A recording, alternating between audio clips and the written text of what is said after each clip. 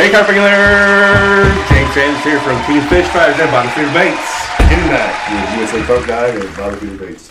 And Daniel Irish also with USA CARP Guide and Bottom Feeder Baits. All right, first off, wow, that Carp Expo that we just had last weekend was awesome. Great job, guys. I heard it was the best thing about it was the chili. That's what I heard. It was the chili. I gotta tell you guys something. Guess what I did? What? I got voted out of my medal. I don't have a chili medal. I saw that. Tell you the truth, I don't blame her. Yeah, everybody found out that all I did was jigs up. all I did was chop the wife onions and did a fantastic green peppers and the garlic. Yes, I was really impressed with the garlic.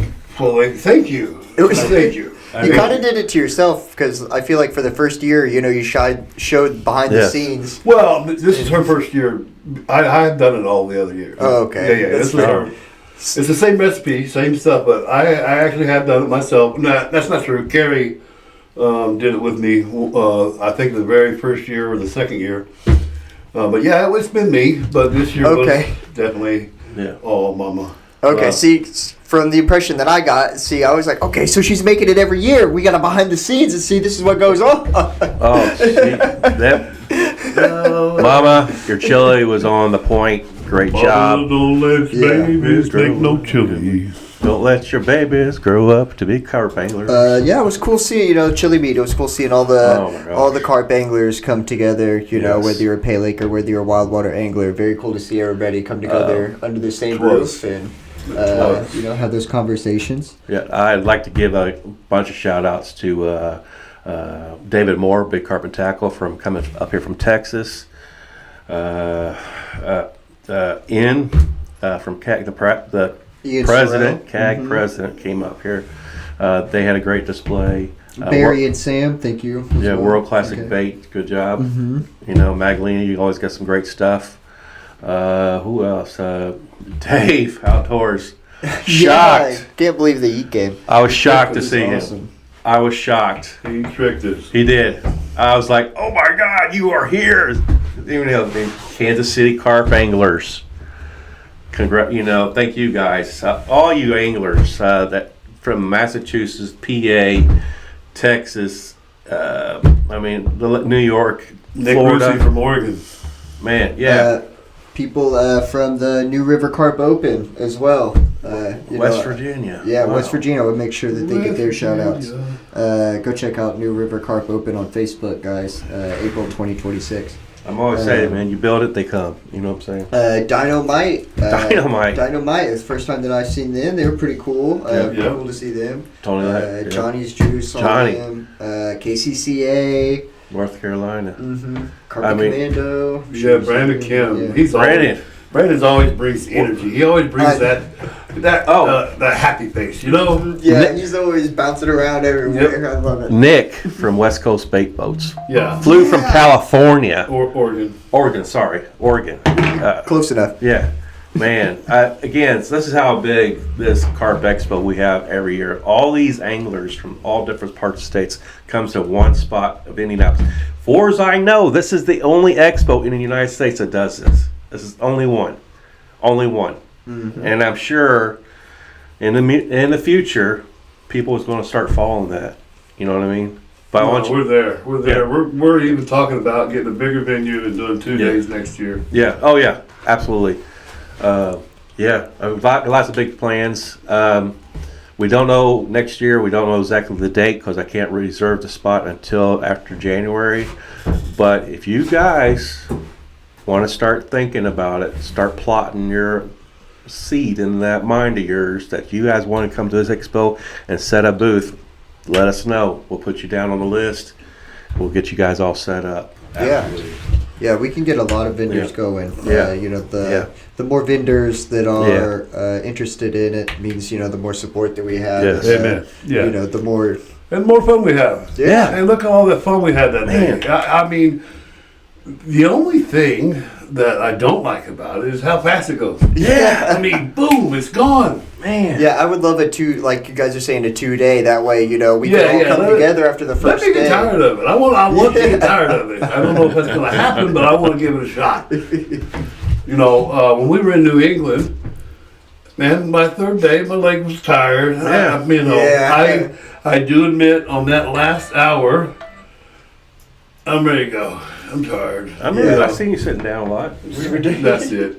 I've seen you. I was like, that's you. He's resting. That's all I'm saying. I'm fat. He's just resting. I'm fat. I think fat people should get more food. I wouldn't they say should be able to sit down more. That's why I work That's just so your hard winter at pointing coat, my brother. finger. You're just your winter coat. Watch this. Watch, you're gonna peel that all off. You guys see what I have to deal with. Daniel, shout out All to you, around brother. the country, this is what I Oh my God. I do want to give a shout out to Daniel. Daniel's doing a great job with our bottom feeder baits website. Kudos to him. He's getting it all together. Yeah, soon, guys. Soon. Very soon. We're going to be booming, and we're going to start taking orders like crazy. Super happy about that. I want to jump in on Daniel go for Irish it. too and take everything that James said back. Yeah. Sorry. Retracted. Last thing before we introduce our guest is the White River Invitationals, June 13th on the White River. And if you guys missed it during the show last night, like I was saying, is this year we're going to do a really good job of checking the pegs beforehand, determining, what pegs are fishable, what pegs are not fishable. That way nobody is going to a peg that is unfishable, wasting, your own angling time, Right. forcing a judge to make a call one way or the other. That way, none of the other competitors feel like anybody's getting an unfair advantage, anything like that. So we, as the tournament organizers and the marshals, want to make sure that everybody has the same level of competitive integrity, and that way it depends on your angling, not really depending on the peg that you get. So Wow, he's using all those big words. I had a hard time keeping up.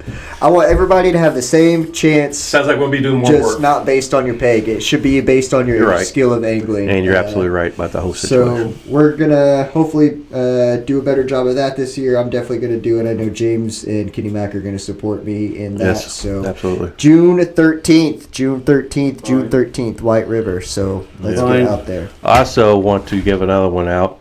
Kansas City Carp Anglers, the Harvest Moon Classic. Classic. 5.0. Yeah. Yeah. Do that. That one there is on October 14th and through the 18th. Yes, sir. Yeah. $555 to get into this tournament. Well, first place is $3,500. Baby. Yeah, I might have to take off work. They were Sir? See? just calling sick, man. Did you guys try this last year? I'm sick. Cough, cough. They were at the Daniel's calling off Yeah. work fishing to go fishing. wow. What the heck? They were at the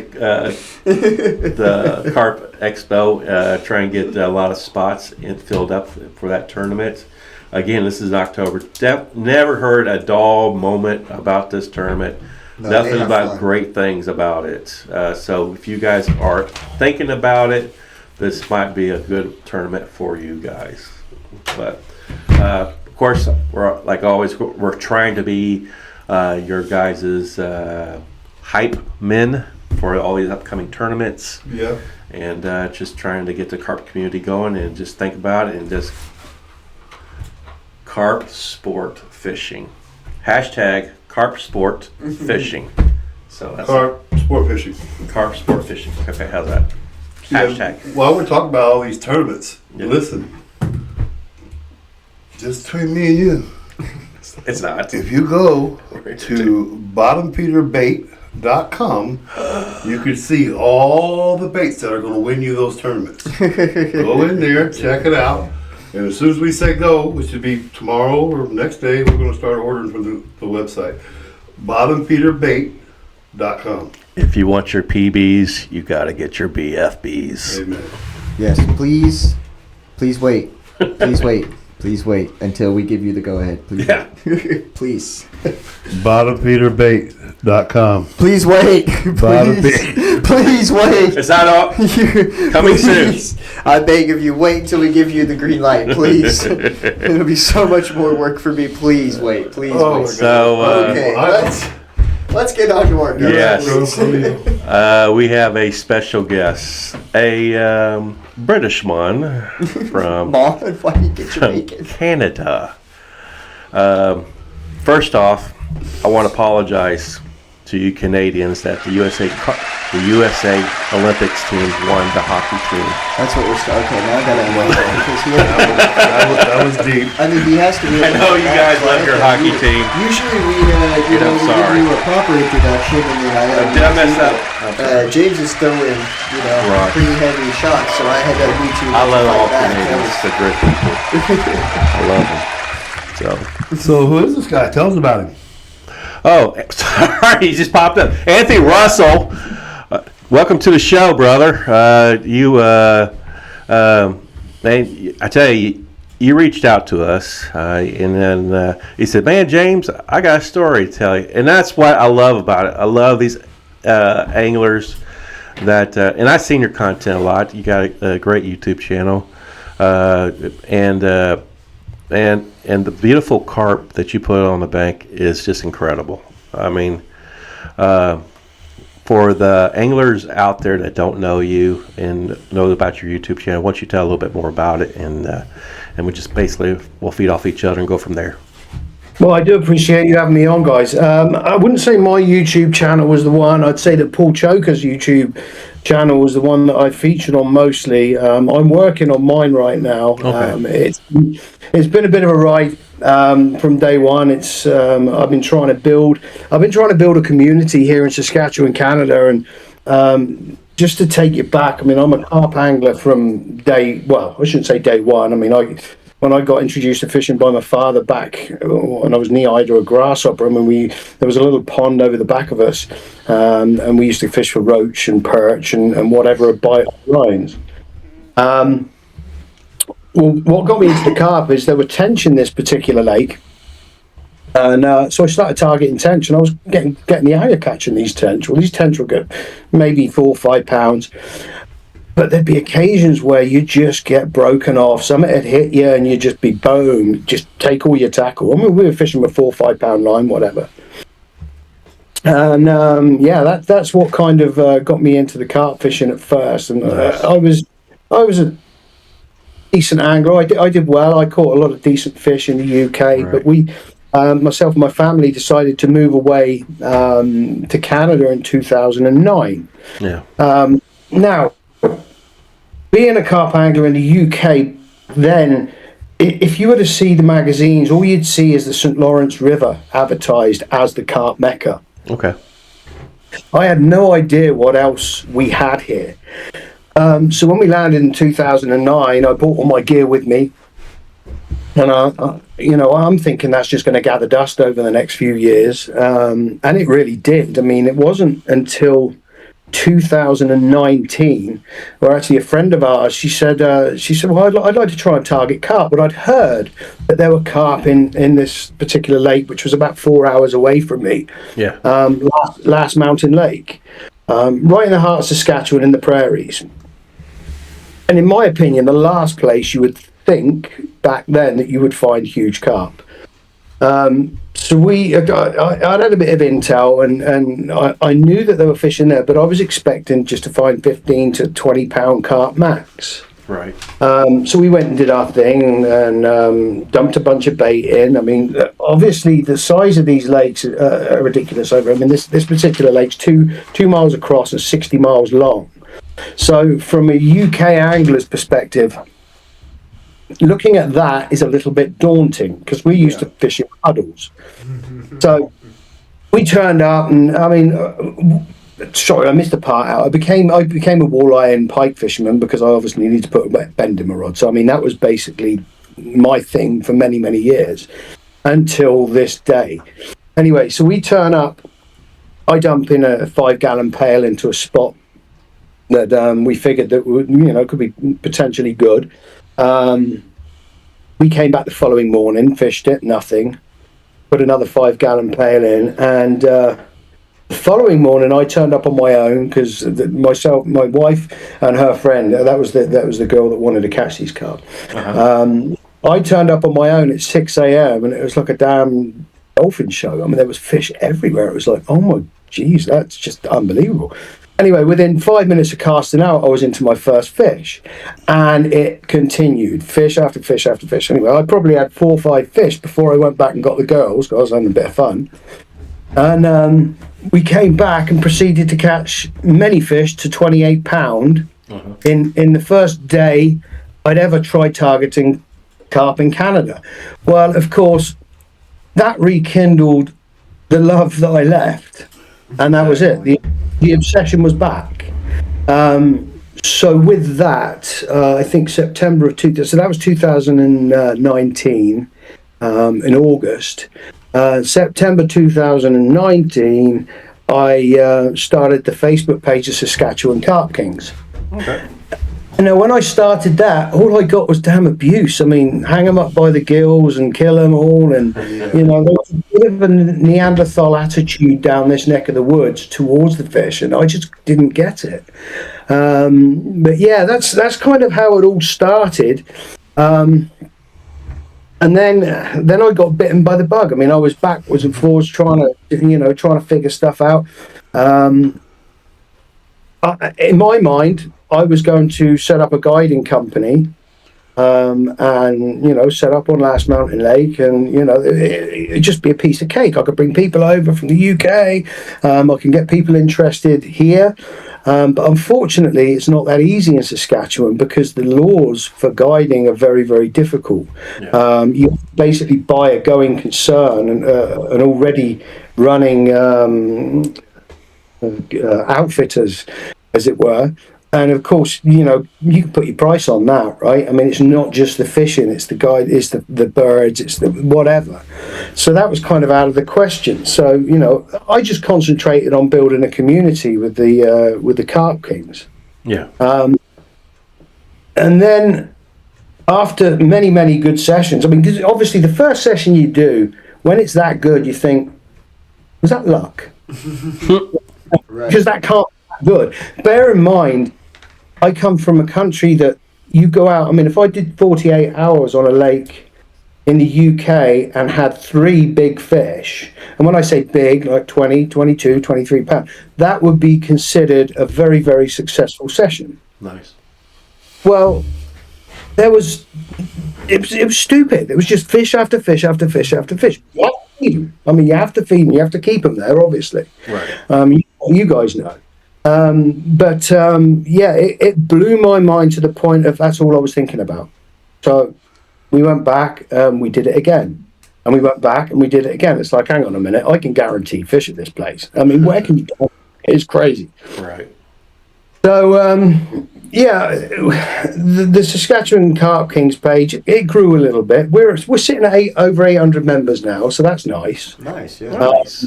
That's good. So we're creating a community. I actually said to the wife when I first started it, I said, when it hits 1,000, we're going to do something with it. Well, we already did it. So yeah, absolutely. I think August 2021. I don't know if you've seen the Prairie Banks show on YouTube. Yeah. But there was Ryan Ginter, a fella out of Manitoba, consistently putting up big fish on a lake called Lake of the Prairies. You must have heard of that. Yeah. Basically, we hooked up. Okay, I'm going to backtrack a little bit. Yeah. In when was it? 2020, the Canadian Carp Society was put together by Nathan Cutler and Wayne Smith. I had actually spent a little bit of time with Will Machette, who you had on a little while ago. Yeah. In Ontario. We kind of strung up a pretty good friendship, and he'd reached out to me and said, would I be interested in being involved with this Canadian Carp Society? I'm like, oh, damn right, it's anything to do with carp, I'm all over it. And he put my name to Wayne Smith, and Wayne called me up and we ended up having a chat. Well, it turns out that we only lived, I think, 50 miles from each other when we lived in the UK. So we hit it off pretty quick, and a few characters to go. I mean, it takes a few people to put something like that together. Right. So there was a chosen few bunch of guys that got together and they did their thing. And what went from there? I mean, it's just gone beyond any of our expectations. It's snowballed.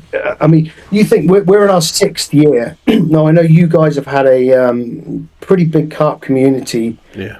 For quite a few years. I mean, the ACS have been going for 24 years now, and that's huge. Yeah. So we're now in our 6th year, and we're really, really rolling well. And I think North America is really catching the eye of the guys overseas now. Yeah. I mean, what we've got here is exceptional. But yeah, anyway, so due to the Canadian Carp Society kind of emerging, a few anglers got their heads together. Paul Choker being one of them. Obviously, you've heard of Paul. He does some great videography. Oh, yeah. Paul Choker, carp angler. If you haven't looked at his YouTube channel, check it out. It's beautiful stuff that he does. Yeah. But he reached out, myself and Ryan, and we ended up rocking up to Lake of the Prairies. And we'd never met each other, and we filmed prairie banks. Yeah. And that was ridiculous. Like the fish in the prairies. I mean, like I say, Ontario is the focus typically. I think our first 24 hours, you have multiple 30s to 39 pound. It was just off the charts. So that was a success. I mean, if you, again, anybody that hasn't watched that, have a little peek just to see what we've got going on here. After that, what happened then? Geez, I mean, it's been such a ride. I decided at this point that I really wanted to move towards the lake because I don't need to be driving 4 hours every time I want to go fishing. Wow. Right. So, that's like going. Because it was getting old.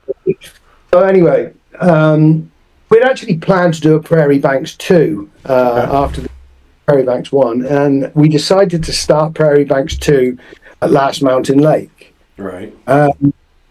Rob Schultz of GNS Marina, who is basically who I'm working alongside or for now with Bank Life, Carping Holidays, he had offered to help out with the prepping because obviously 4 hours, you can't just go and chuck a couple of pails of bait in, right? Right.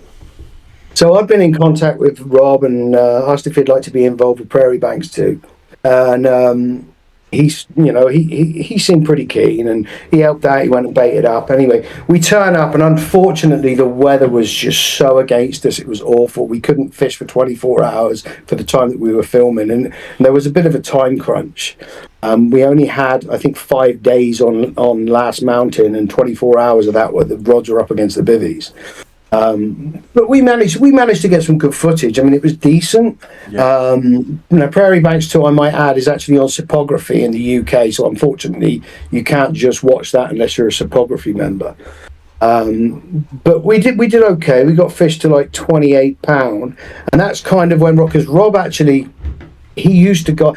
You've heard of Matt Hayes, right? Yes. Matt Hayes, yeah, okay. So Matt Hayes had fished Last Mountain Lake many moons ago, like, I don't know, 25, 30 years ago, and introduced Rob to the art of carp fishing. Well, of course, Rob decided, well, okay, well, let's offer that as a service. Well, he did it very basically.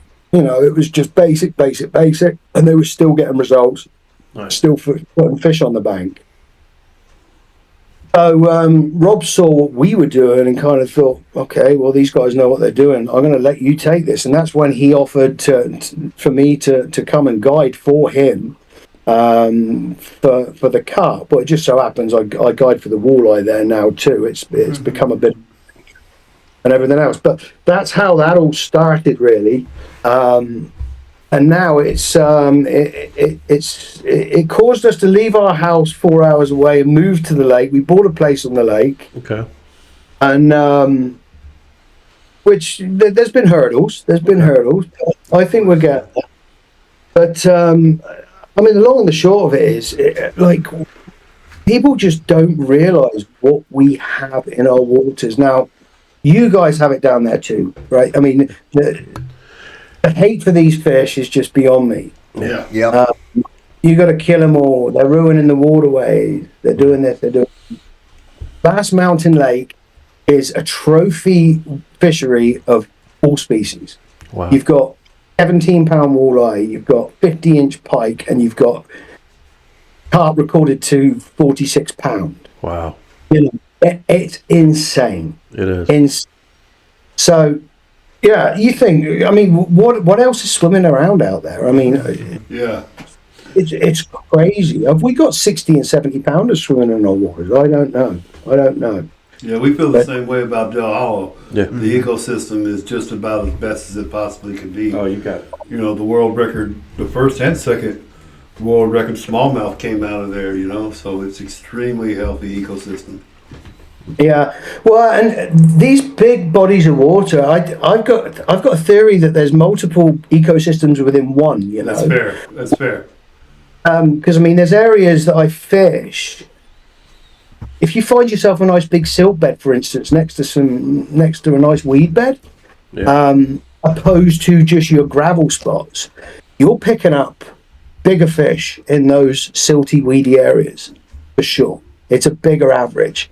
So I mean, whereas somebody might go to one of these giant lakes and say, "Oh, picks out nothing but 15 and 16-pound fish," that's nonsense. Those big fish are in there. You got to find them. Yeah. Yeah. No, it's very, very interesting. It's very interesting. Like I say, every time I go out, I expect to struggle, and it hasn't happened. I shouldn't say it hasn't happened yet. I had one day where it was really, really tough, and the only way I could nick a bite was stick a zig on. No. But no, it's phenomenal. But we've got an absolutely amazing fishery, and I'm talking North America wide, you know? Yeah. Agreed. What year did you move to Canada from UK? 2009. 2001. Oh, 2000. I must have missed that part. Sorry about that. Now, Do you use corn? that's cute. What did you say? It's a little saying that. So I asked him if he uses corn. Yeah. It's a little inside joke here, but Yeah. I would like to know.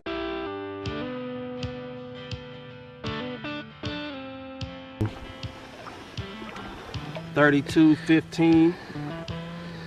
Third fish caught. About 12 hours into the session. On bottom feeder flavored corn and carp cocaine. Yep. My PB fell to bottom feeder baits again.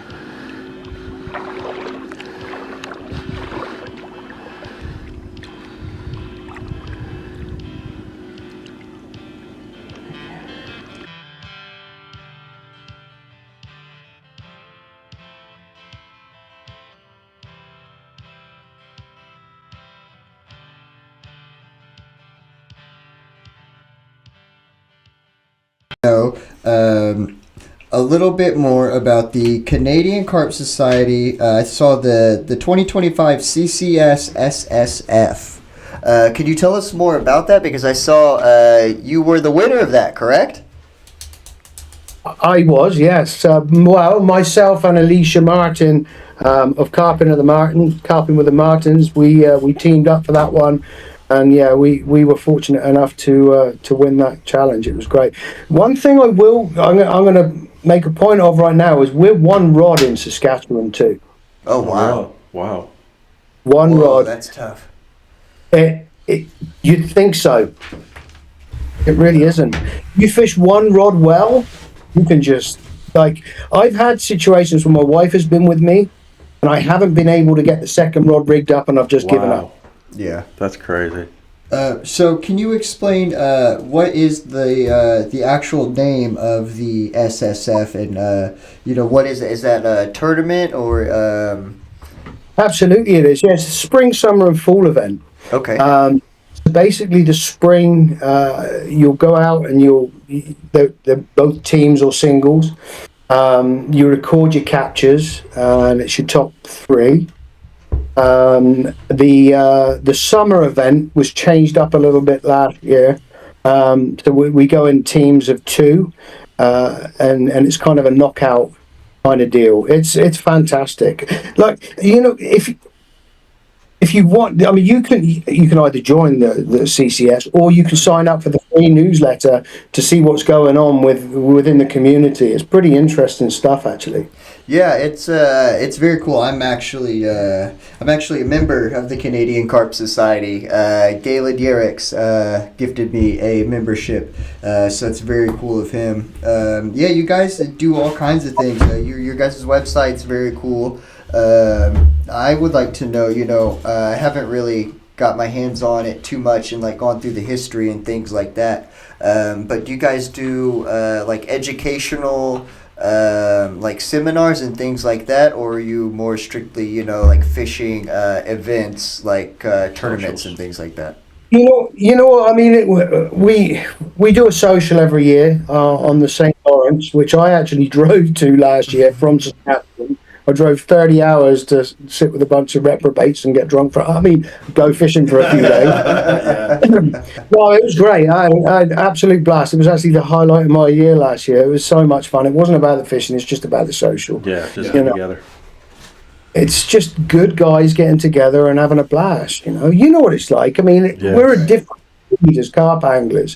You know, you get a bunch of walleye anglers together, it's like they don't want to tell their secrets, they don't want to talk about where they're catching their yeah, us together, we're opening up to a degree, you know, tell everything. But, you know, we talk about techniques and what we do and what works well. You know, it's a very, very different game, and it's growing at a rate of knots I don't think anybody understands right now. I think it's going to blow up. Boy, have we heard that. Yeah, that's pretty much the word on the street around here is it's blowing up. We're right here on the edge of it blowing up. There's a lot more, you know, kids in the park lakes that I fish that are saying, "Oh, are you fishing for carp? Are you fishing for carp?" So you know they know what carp are. They know what a carp angler looks like. So all it is them taking the next step to go and catch one themselves. I know we talked about this earlier today, that about your weather, and he says like minus 44 degrees on there. Wow. What months does your fishing season start and then ends for carp fishing? You know what? Last year on Last Mountain, ice off was April. Okay. So the ice disappeared in April, and a week after ice off, I was seeing fish showing. So they were catchable after a week of the ice coming off, which actually shocked me. Yeah. So, yeah, I mean, you're looking at potentially you can fish for them. They're not going to be on the feed bag probably until April, May, June, beginning of June. But I mean, if you can find those nice shallow bays, you could probably target some pre-spawn beauties. Okay. Like I say, I'm pretty new to it. I used to just turn up after a 4-hour drive, dump my bait in and fish on top. Well, now I'm fortunate enough that I can go, and I've figured a lot out in the last year and a half that I've been there. I've got some pretty interesting spots to try this April, May time. Nice. I think I found an area that we can target them on the fly as well. So Nice. we'll see what happens. Yeah, and that's the fun part, right? Is you know, now that you have this one spot that you're like, yeah, I know I could catch him here, but let's start adventuring out. Where else can I find the fish? You know, now this spot has become a little bit stale. Let's look along down the river. You know, what's past this little bend? What's past the next bend? That's the part that I love. Personally, I love about it. Yeah, exactly. Well, the interesting thing is, and it's taken it took me 2 years to get to this point. But Last Mountain Lake is a huge lake, and you'd think, I mean, 120 miles of bank, right. It would be easy to find fishing spots. Unfortunately, there's a lot of farmland there, which is private.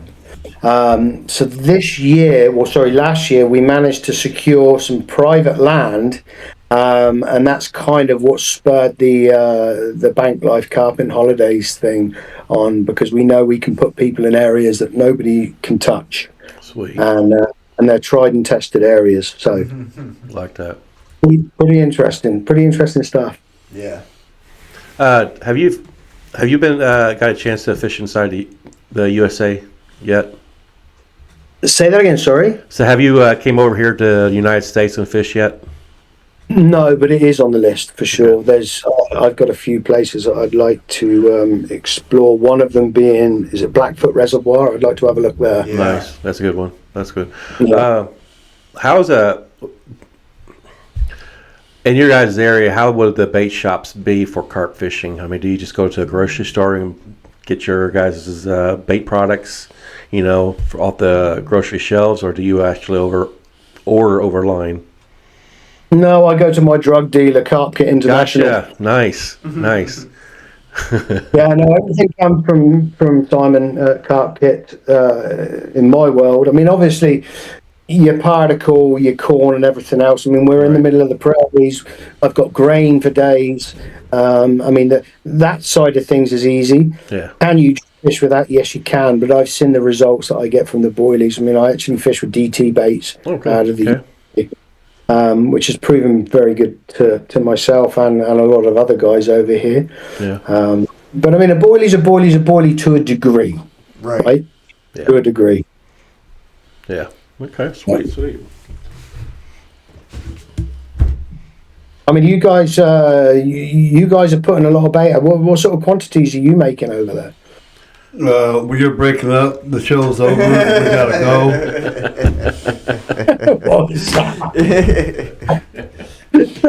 No, it's a great question. I'll be glad to field that one, Anthony. We've evolved, yeah. And so we did the same thing you did. We went out for about 2 years and just beat the mess out of Del Hollow.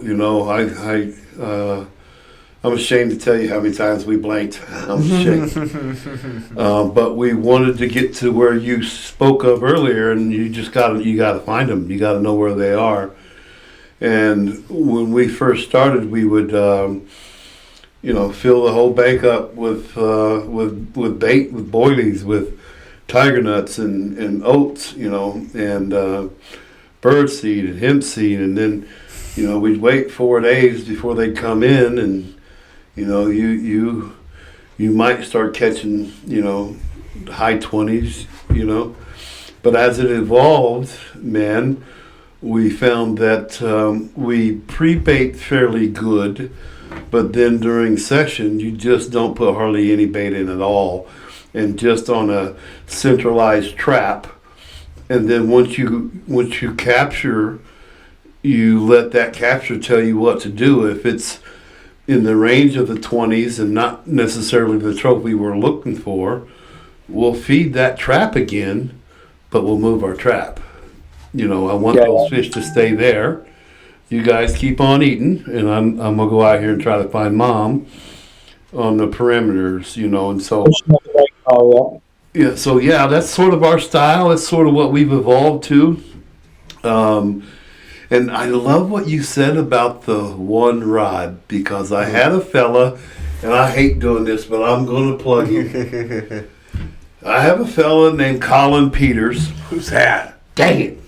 Who's Colin? And he booked me, and me and him went toe to toe. He's a Brit, lovely man. I'm kidding. He's a lovely man, and one of my favorites. But he started telling me, because Del Hollow is 4 rods, bro. Each. Oh, no. We get 4 rods, and then outside of Del Hollow, it's what we call 99 hooks. That means there's no limit. You can fish as many as you want. And then he started saying this. I got 8 rods out because I fish off of a houseboat, and I have fabricated rod holders, and so that we have alarms and everything, and we're in the cozy little house part, and we get a run. We run out the back. We call it the fire drill. Got it out. But when Colin came on board, there was a lull in the action, and he said, "You got too much bait in the water." And I'm like, buddy, that's all this campaign has been about, was lowering the amount of bait. How dare you say so? How dare you? How dare you Don't say you that? know I'm Kenny Mac, bro? I'm the captain, brother. You think this is a lot of bait? You should have seen what we were doing before. But he brought such experience points to me that I couldn't deny it, you know. And so the ribbon began, and we're very good friends now. And that brought us together. And what he was telling me, he says, I could outfish you with one rod or two rods against all 12 of your other ones. Have you? I'm not going to cuss, but you can poop and fall back in it, buddy. You know, Let me ask you a are question. not going to outfish me. Hey, Ken, let me ask you: is he just saying that? I mean, that because he's a British man? I mean, you gotta listen to him because he's a British man. Is that it? Because the UK people knows it all about carp fishing. He actually proved his point to me. Okay. Oh, Very come good. on. All right. He actually proved his daggone point to me. And so when he left, I started practicing what he was talking about. And it was working really well. And it actually went toe to toe with my method. Now, I can't give him an edge or give me an edge, but the point being, as a guide service, without being braggadocious, a guide service that is booked full, I'm going to go through some bait, buddy. So we got to pay attention to that. That's my Save money. pocketbook. You know, Exactly. so what he's trying to teach me coincides with more profitability for the business. So yeah, I'm going to listen anyway, and it daggone worked. And so he's coming back. In fact, he's coming back with Gary Bartlett from Dropback, and I'm very much looking forward to that. And we're going to implicate that very strategy. Anthony, I'm coming down to one or two rods, buddy. I am. I'll be honest with you. In the UK, I was never a big 3-rod guy because I figured that you could fish 2 rods way better. Taking the second rod away here has taught me more than I ever learned in the UK about carp fishing. Wow. Yeah. Because you can figure out what's going on out there. With 3 rods, there's going to be some random activity. You might pick one up here, but if you're getting a consistent run off of 1 rod, you know you've got it pinned, right? Yeah. Right. Yeah. Why fish 3 if you can get consistent bites on 1? I mean, I get it. Not all waters are like the ones that we've got here. And don't get me wrong, when you get later into the season and it gets cold and it gets tough, then a second rod would be nice. I mean, and ultimately, what I'd like to see here in Saskatchewan is the community build to the point where we've got lots of carp anglers fishing the lakes. Yeah. So then we can actually reach out and try and get that second rod or multiple rod rule in place, so we can actually bring some money into these small communities, because people will come. If the fish are there, people will come. Simple. Yeah. No, they and then you guys need a fishing license, you need a membership, you need something, yes, and there's more revenue. Yeah. I got a question. Exactly. In Canada, here in the United States, they look at a carp fish as a trash fish. Is Canada that way too? Like I said earlier on, when I first started up the Canadian Carp Kings page, I got nothing but abuse. Like I was just some kind of idiot that wanted to catch a fish that everybody wanted to. You did say that earlier today, but yeah, I mean, it's definitely education. Is it like bass fishing over there too, from the United States? It's not really too much bass fishing in Canada, to be honest. It's mostly walleye and pike. Right. Well, I shouldn't say in Canada. In Saskatchewan, there's lots of bass fishing in Ontario, but I mean, I don't really know too much about that side of things. But what I do know is what we've done as a community is definitely quieten the noise with the people. Because I mean, you have conversations with people online, right? And you ask them. The thing is, when you're trying to promote sport, you can't just say, "Shut up, you dick! You don't know what you're talking about." You've got to have an educational conversation with them, right? And lots of times you can shut people up by being nice. Kill them kindness. Because if they haven't got a sensible answer to come back with, they'll quieten down and they'll actually look and question what they're saying to you. Now they can't help it that it's been grandfathered in. You know, their dad thinks that they're garbage, that they think they're garbage. You know, the matter of the fact is, everything's working very well in the ecosystems that they're working in. I mean, the whole. Okay, so we got the chain runs right from the Red River Right. in Winnipeg, which obviously is fed by the Great Lakes. So you got the Red River that runs into the Capel chain. Well, the Capel chain is what I'm on, and I think there's 6 or 7 lakes on the Capel chain that are absolutely full of carp, and they're all damn good walleye and pike fisheries too. Everything's working very nicely. Thank you very much. There's nothing. The carp is not doing anything to that system. That's not to say take a bunch of carp and dump them into another lake where they shouldn't be. Right. They might be devastating. Yeah. That's But right. the fact is, they've been here for over 100 years. Just chill out, get your rod out, and go put a bend in it. And that particular water has found its balance. Absolutely. Absolutely. Yeah, 100%.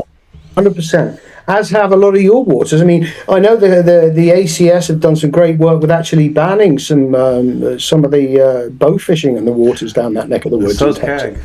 CAG. CAG's done it too. Yeah. Yeah, so is CAG. There's another one, Carp Anglers Group as well. But yeah, they've both been at it a while, and I commend both of their efforts. Absolutely. Yeah. Brilliant. No, it's great work. Like I say, on the whole, we're moving at a rate of knots that I don't think anybody really realizes. Yeah, It's good. I would like to know, in the United States, we see more of, the teenage anglers recognizing carp fishing, like we were talking about earlier, as something that they could go out and do. Are you seeing the same thing in Canada? Is the younger generation starting to see and maybe even appreciate carp as a species? Absolutely, yeah. No, I guided a few groups last year. The sun had bugged Dad for long enough that they came on down, and I spent a day or two with them, and and all of a sudden everybody changes. So I'll give you an example of diehard walleye anglers. You try and tell a diehard walleye angler that a carp's a good species to catch. They're not having any of it. As far as they're concerned, carp are taking up real estate. They're not interested. Eat the eggs, blah blah blah, whatever. Right. There was a couple of guys that won a trip, and they turned up, and you could just see, whatever, what we doing? I come catch some carp. They weren't excited about it. By the end of the day, they were converts. Like they went out and bought the game. Don't get me wrong, they haven't gone, I'm not fishing walleye anymore. Sure. They just go, they fish for walleye in the morning, and they come in of an evening, and they sit on the beach, drink some beers, and catch carp. Yeah. Right up, those guys gave me it touched me, man. It was unbelievable. Yeah, man. It's educational. It's just education. That's it. It's teaching people what it's all about, and that's really it. I mean, there's a reason these things are the most targeted fishing on the planet. I mean, they really are. Yeah. So let's jump on. Yeah. I'm glad that you bring up, and we say it all the time, education. If you yourself, could put together, let's say like a little educational pamphlet, what do you think, your top 3 bullet points that you would want to educate people about carp would be? Well, the first one is not all carp are equal. I mean, there are so many species. Amen. We have done a couple of shows, and it was like being at school. I took flashcards. Mm-hmm. This is a big head carp. This is a Persian. This is these fish are not good for our ecosystems and the waters that we fish. But the common carp is fine. That would be one. I mean, the fact that you don't need all the technology in the world to go and catch these fish. You can go out on. Actually, we're planning something. Actually, I'm not going to say anything because it's a CCS thing at this point. But no, we're like you could do a Canadian carp challenge, for instance. Canadian tire carp challenge. You could go and spend, or Cabela's or whatever, get $150 budget and go and catch a carp on camera. You don't need the money to catch these huge fish, whereas these big walleye hunters, they need, that damn live scope, and don't get me wrong, I like that cool. But the live scope, to put that on my walleye boat, it's like $4,500. Yeah. Wow. That's a nice bivvy and some nice rods, man. Yeah. Yeah. You know, so I mean, there's that. Sorry, what was the question again? I kind of digressed. Just education's so important. What would your 3 main bullet points be about education for carp? Your first one was, not all carp are equal. The differentiate between the different species of the different carp and the commons. That's a really good question. I mean, do your homework. Do your homework. Look into the facts. That was a really good question.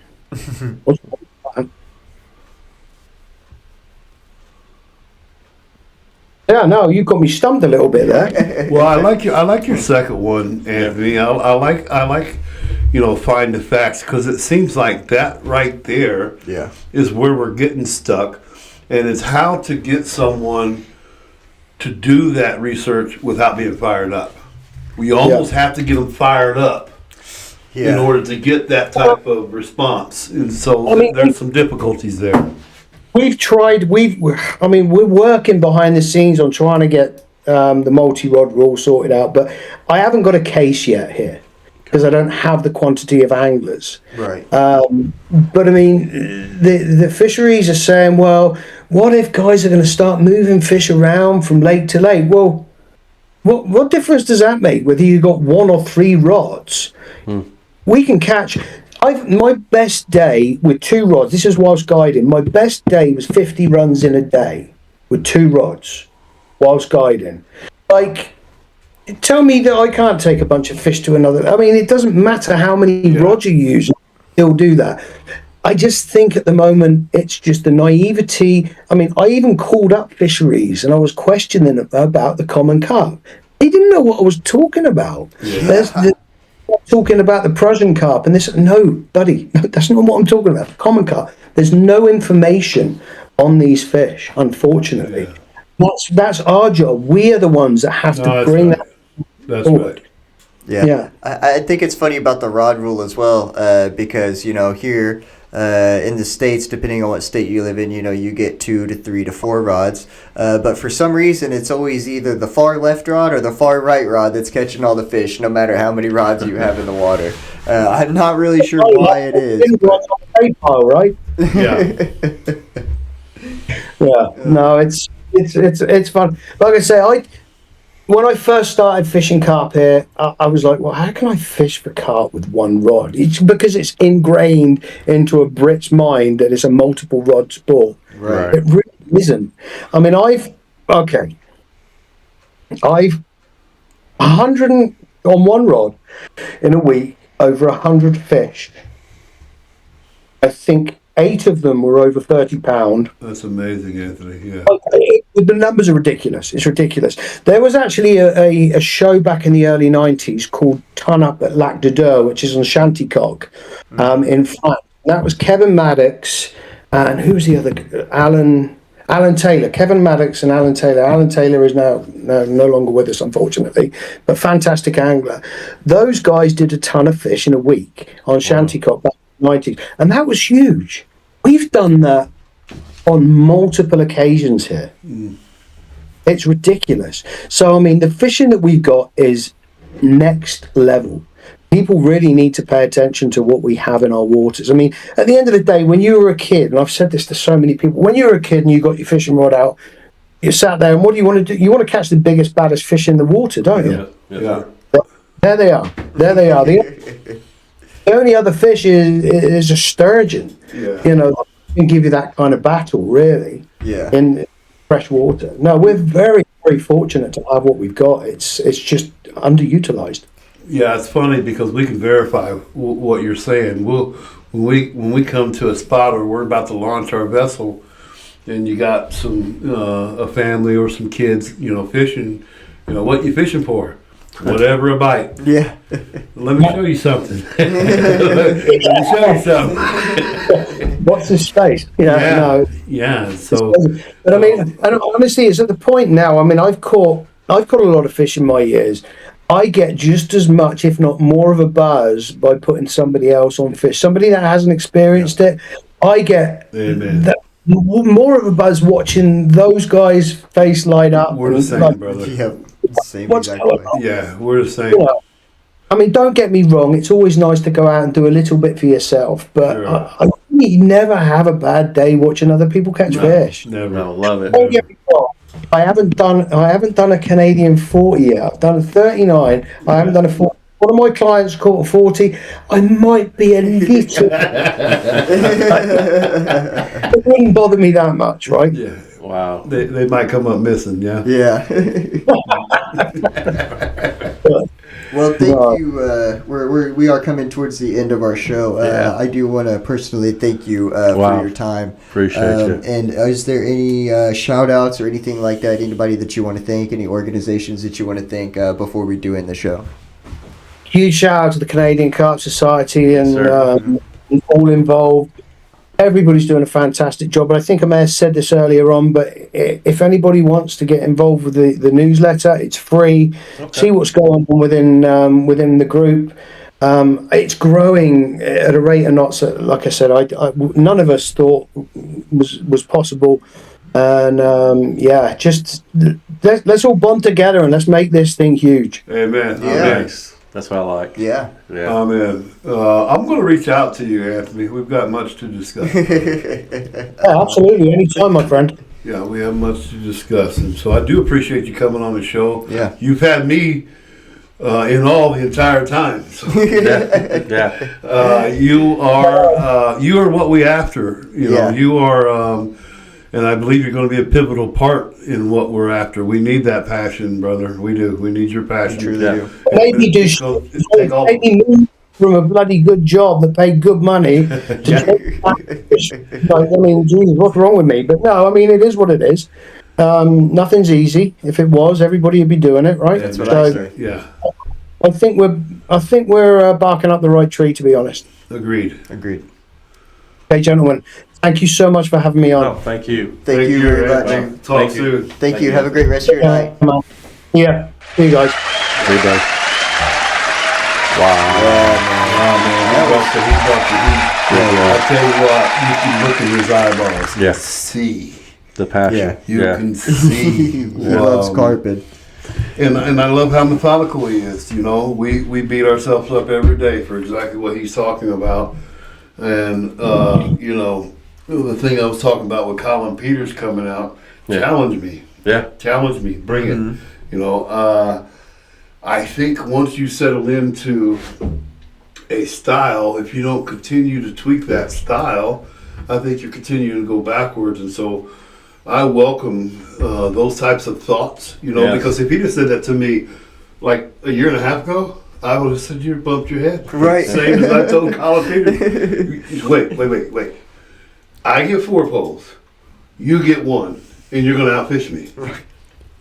Get out of here. Right. There's no way. There's It's no actually way. true. You know, And it is and then true, right? what we go through as carp anglers Right. is, you know, there'll be, you know, we'll have a social and there'll be 15 people lined up. Mm-hmm. And there's only one rod catching fish. Just that one rod. Yeah. There it goes again. You know, there it goes again. And so, and what he said about, I didn't know what I didn't know until I fished. That's big. That's really big. Because it's like a blind guy hearing better. I seen You know, that a happen. deaf before. guy seeing better. You enhance your other senses, and it's 1,000% true what he's saying. And he's watching his line more. He's watching one pole more. Every single Yeah. thing that lake is trying to tell you is through that one single pole. It's true. I seen that personally. That before it was back in the Jim Donald Huger Carper tournament trails. Everybody's all doing it. They had 3 rods, but this one guy named Tony, which I can't remember his last name. I'd like to see him again. I thought he had match fishing equipment going on, just match fishing equipment, and What's that noise? that's him. It's Anthony in the background. So, but yeah, he had match fishing equipment, and everybody else had, you know, the European style carp, you know, carp fishing and all that kind of Yeah. stuff. But just that being Pacific on that one little spot over and over and over. Yeah. And he won the tournament. Just, just that one Very little cool. social, together. So I was like, wow, man. Yeah, it is a Brit thing. I think so. Mr. Davies, and I want to know more about it. Yeah. Because, like I said, once Colin Peters challenged me, and well, you were on the boat too, Davies. When I started talking about it, and this year I'm going to use that strategy a lot. Yeah. Yeah. Yeah. Well, thank you everybody for watching. Thank you, Anthony Russell, for coming on and Absolutely. being a guest. Shout out Canadian Carp Society, everything that they're doing. Yeah. They have a really cool website. Check out their newsletter. Yeah. Thank you to everybody who powers the show and supports us. Shout out Carp Angler, Big Money Beepers, Team Fish Fighters, Carpy Commando, Carp Anglers Group, West Coast Bait Boats, and USA CARP Guide, and of course Bottom Feeder Baits. Like I said, I will be posting on Facebook, and everybody will be posting on Facebook when the website is up. Wow. Should be by this week. We're aiming for a Friday launch, is what I'm going to say. We are aiming for a Friday launch. So 3, 2, 1. Practice safe fish care. Yes. Tight lines. Tight and lines. get your BFBs to catch your PBs. USACarpguide.com. We'll see you later. Thanks, guys. Thanks for watching.